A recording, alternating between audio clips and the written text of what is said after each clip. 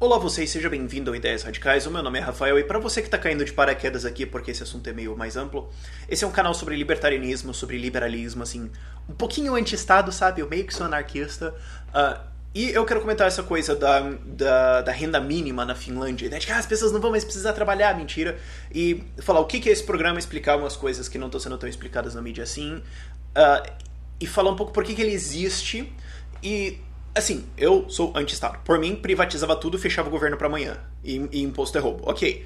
Agora, analisando esse programa, e primeiro, você não vai mais precisar trabalhar. Você provavelmente vai precisar sim. Mas o que é esse programa? Esse programa já é uma ideia, é tipo um Bolsa Família da Finlândia, que a gente vai dar dinheiro, a Finlândia vai dar dinheiro para os seus cidadãos, ao invés de fazer todos os outros programas de repasses sociais. Então, auxílio moradia, auxílio isso, auxílio aquilo, auxílio maternidade, auxílio... Não, corta tudo, cancela tudo e só tem um salário por mês. Uns dinheiro por mês. Só. E isso já é uma ideia que não é nem da esquerda, não é nem da galera de sustentabilidade e de, sabe, democracia social. É do Milton Friedman. É uma ideia que veio meio dele de alguns outros caras daquele lado, do lado neoliberal da economia. De, olha, vamos fazer o seguinte, vamos reduzir o poder do governo ao máximo, mas a gente ainda tem que ajudar os pobres. Então, ao invés do governo ficar tentando determinar o que eles querem, ou quando eles querem, ou como eles querem, a gente simplesmente dá dinheiro. Dane-se. Porque é uma admissão de incompetência. O Bolsa Família no Brasil é uma puta admissão de incompetência. É como se o governo falasse, olha, se eu tentasse dar comida para as pessoas, elas iam morrer de fome. Porque eu não sou competente para administrar um mercadinho ou uma loja de 1,99 que a Dilma sabidamente quebrou. Não dá. Então, ao invés da gente ficar tentando criar infraestrutura para distribuir comida e alimentos e roupas e blá blá blá, a gente simplesmente dá dinheiro para vocês e deixa vocês irem na iniciativa privada resolver esse problema. Que é muito mais fácil. E o que acontece é que a Finlândia quer fazer isso. Eles querem cortar todos os programas sociais, todas as avaliações, tudo, corta tudo. Pega todos esses burocratas, demite, o que eu acho que a esquerda não ia curtir muito, essa ideia assim de tirar a cabeça de emprego. Então você tira toda essa do governo e só dá dinheiro para as pessoas. O que é transferências monetárias. Você programa uma transferência monetária no banco e ela se faz sozinha. Você precisa o quê? De talvez 3 funcionários para cuidar disso, eu acho. É super simples. Então é um sistema de welfare bem eficiente, bem direto. Ele não gasta muito no governo. Então, entendam que isso é um sistema de welfare, mas é um sistema de welfare de estado de bem-estar bem sem governo. No sentido que eles falam, o governo não consegue fornecer nada, então tó dinheiro e vai para a iniciativa privada, que é a única coisa que faz as coisas direito. A gente só vai roubar de outras pessoas e dar para vocês terem um dinheiro assim. Então isso já é uma proposta... Eu diria que é a maneira mais estado mínimo de fazer bem-estar social. Colocando assim. Já vai ter anarquista que vai falar que eu sou socialista por falar isso. E o valor é de 400 a 700 euros. Eu não tô acostumado a falar em dólares. 400 a 700 euros. É o valor que eles estão debatendo ali. Tem uns caras chorando 1.000. Aí você pode olhar e falar, pô, mas é um dinheiro, né? Mas o custo de vida estimado para um aluno, para um estudante na Finlândia, é de 700 a 900 dólares. Para um estudante. E você sabe muito bem que estudantes não têm padrões de vida muito altos, sabe? Eles geralmente têm um prato, um garfo, uma colher, 2 par de chinelo e 6 kg de vodka. 6 litros de vodka. É geralmente o que eles se importam em consumir. Então, se você quer ter uma família, filhos e tudo mais, isso não vai te sustentar. Isso vai mais provavelmente garantir que você não vai precisar se preocupar com comida. Ou talvez tipo, coisas básicas assim como transporte. Mas é um estilo de vida, ostentação, 10 mil euros para todo mundo, não preciso mais trabalhar? Não. Nesse sentido, os jornais foram muito manipulativos nas manchetes de dizer você não precisa mais trabalhar. Não, mentira, você vai precisar trabalhar ainda, porque isso não sustenta um estilo de vida muito superior a de um mendigo que não precisa se preocupar com comida, sabe? Parece mais isso, assim. Talvez você consiga, eu consigo alguém que eu moro de graça e eu não faço nada, eu só compro comida e algumas coisinhas e... Tá, então... mas não é mais... Eu não preciso mais trabalhar e eu vou comprar uma casa do lado dos fiordes e ter um navio. Não é esse o caso. Se vai dar certo ou não, eu não sei prever, porque eu não sou a mãe de nada. E, felizmente, eles não têm um salário mínimo para concorrer com isso. Isso é uma coisa boa. Porque se eles tivessem um salário mínimo, assim, de, sei lá, 1.000 euros, complica. Porque daí, eu tô ganhando aqui um pouquinho. Então, por um pouquinho a mais, eu não quero trabalhar. Então, você tiraria um monte de gente do mercado de trabalho. Como na Finlândia não existe um salário mínimo e qualquer valor pode ser aceito como trabalho, essa regulamentação é bem leve lá, que é um dos motivos que a Finlândia é um país muito desenvolvido. Não sei se isso vai causar tanto desemprego assim. Vamos ver ainda. É muito difícil prever essas coisas assim socialmente, que é por isso que o governo não deveria tentar intervir muito na economia, porque ele não consegue prever isso. A diferença é que ele finge que consegue e eu admito que eu não consigo.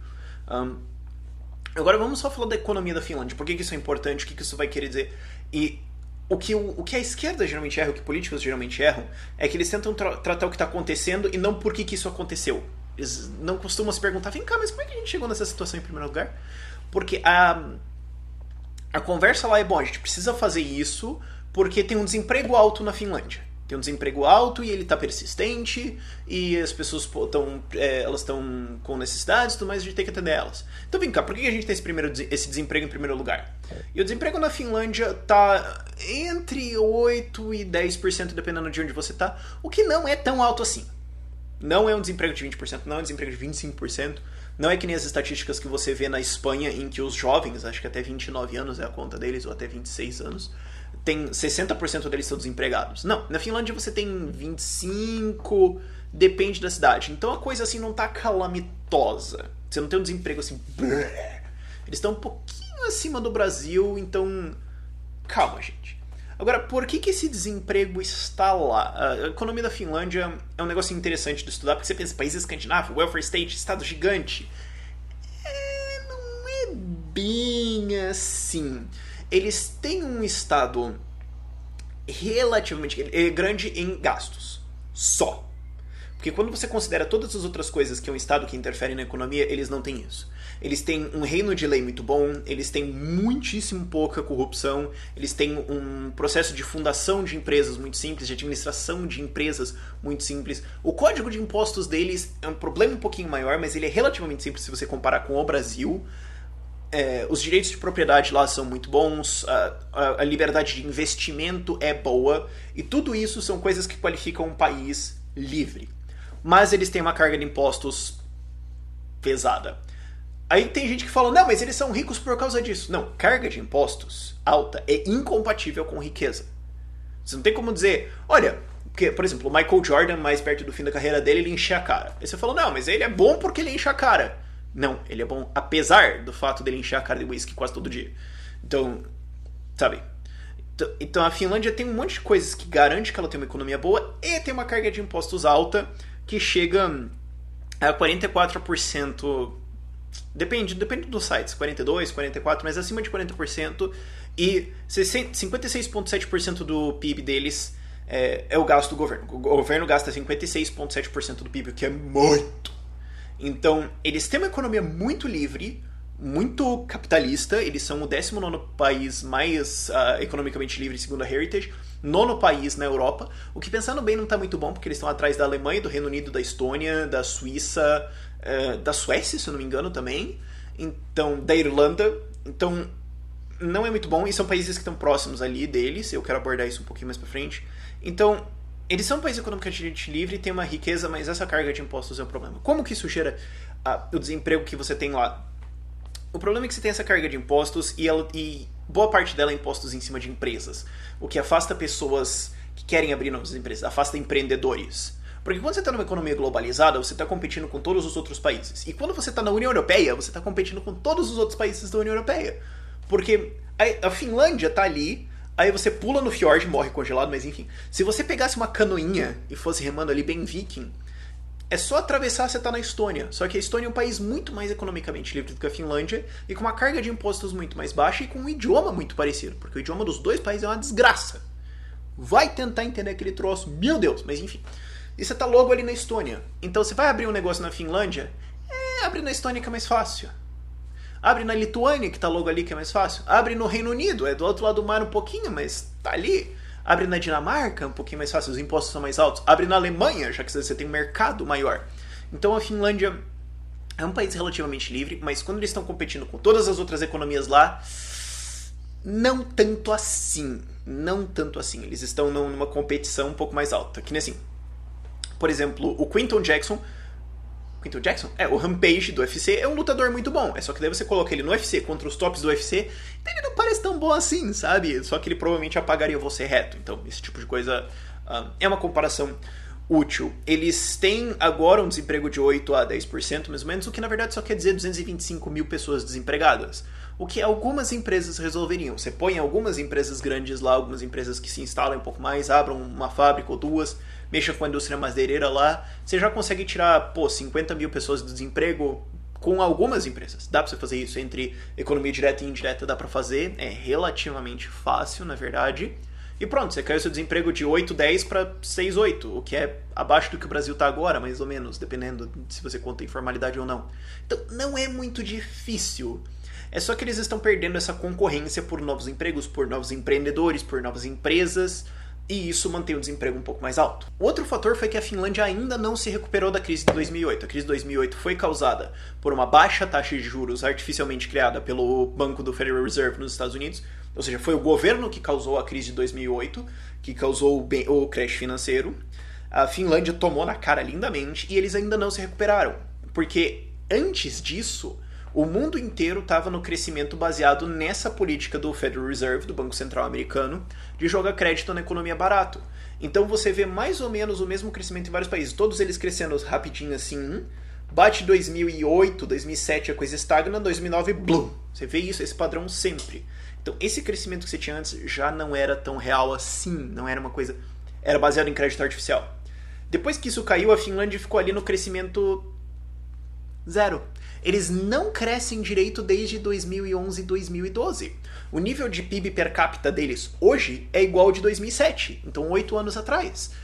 Por quê? Como eu falei, porque eles são menos liberais economicamente do que as outras economias ao lado deles. Então você tem esse problema de desemprego rolando lá. E é só você liberalizar a economia um pouco mais, reduzir gastos do governo, reduzir impostos, e você vai atrair algumas empresas. É só que ao invés disso eles preferem dar dinheiro para a população, o que não funciona muito bem em resolver o problema. É só aquela medida paliativa, sabe? Beber para passar o porre, esse tipo de coisa, beber para passar enxaqueca. E para você ter uma ideia, o salário médio, estou tentando decifrar minha anotação, o salário médio na Finlândia é 1/3, mais ou menos, é um pouquinho mais, do salário médio dos países bálticos, Estônia, Lituânia e Letônia. Lituânia e Látvia, né? Letônia, eu acho que é. Às vezes eu penso em inglês e esqueço como é que é o nome em português. Mas esses países têm um salário muito mais baixo, médio. Então se você quer abrir uma empresa e você está na Finlândia, você pode abrir ali na Estônia ou ali na Lituânia, que é logo ali, e pagar um salário muito mais baixo. E a Finlândia não está conseguindo concorrer com isso. Enquanto os países bálticos estão crescendo ali 1, 2% constantemente, a Alemanha está vendo uma taxa de crescimento assim, o Reino Unido está vendo uma taxa de crescimento boa, a Finlândia meio que tá ali naquele 0 a 0 meio morno, sabe?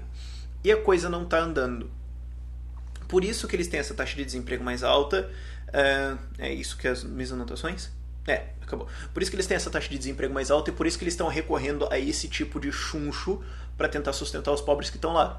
Só que a Finlândia não tem nenhum motivo agora para voltar a crescer ou para voltar a se desenvolver. E você tem que ter um crescimento mínimo por causa do número de pessoas que estão entrando na força de trabalho. Se você tem uma população, sei lá, você tem 100 mil pessoas que trabalham. E por que as crianças vão envelhecendo e entrando na força de trabalho, você de repente tem 102, então a força de trabalho cresceu 2%. Então você precisa que o PIB cresça 2% para abrigar essas pessoas, para manter o mesmo nível de riqueza. Se ele não crescer, a coisa cai. Então você tem mais gente na mesma riqueza, ou seja, menos ricas por pessoa. De maneira geral, pensando num senso econômico mais livre. E eles não estão conseguindo abarcar essas pessoas. Então, tem um problema. Eles vão precisar se liberalizar ainda mais, eles vão precisar cortar impostos, eles vão precisar reduzir o tamanho do governo. Porque do jeito que tá, não tá muito sustentável. Dá pra enganar por enquanto com essa história, mas não vai muito longe, não. Se você tem alguma dúvida sobre esse vídeo, pode postar nos comentários, eu sei que é muita informação, por isso que eu não tive tempo de fazer esse vídeo antes, porque eu queria realmente fazer essa análise da Finlândia, entender o que estava acontecendo lá. Eu já tinha uma noção geral.